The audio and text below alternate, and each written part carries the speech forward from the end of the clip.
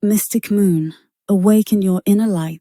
尋找你缺失的一塊，你有冇試過？內心好似總係缺少咗一塊，好似有啲嘢未揾返，令你喺現實同夢想之間徘徊，渴望填補嗰份空缺。我哋嚟到呢個世界，係帶住靈魂嘅記憶，帶住未完成嘅使命。成長就好似一場尋找拼圖嘅旅程，有啲碎片係愛，有啲係夢想，有啲係對自己嘅認同，而有啲可能仲藏喺你未發現嘅角落。缺失唔代表你唔完整，可能你會因為呢份缺失而感到迷茫，甚至懷疑自己夠唔夠好。但請相信，你從來都唔係唔完整，你只係揾緊返自己屋企嘅路。你以為失去咗嘅嘢，其實一直都喺度，等你發現，等你揾返。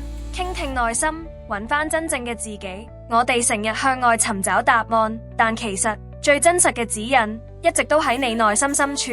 當你肯停一停，聽下自己內在嘅聲音，你會發現靈魂一直都喺度低語，提醒你遺失咗嘅碎片喺邊。可能係你曾經熱愛過但遺忘咗嘅嘢，可能係被忽視咗嘅夢想，甚至係一啲需要被療癒嘅情感。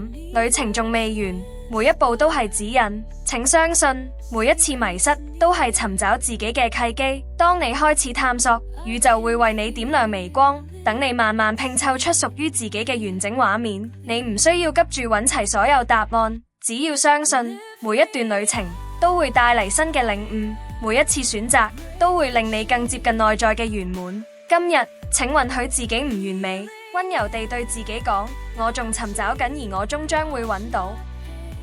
Lift me up.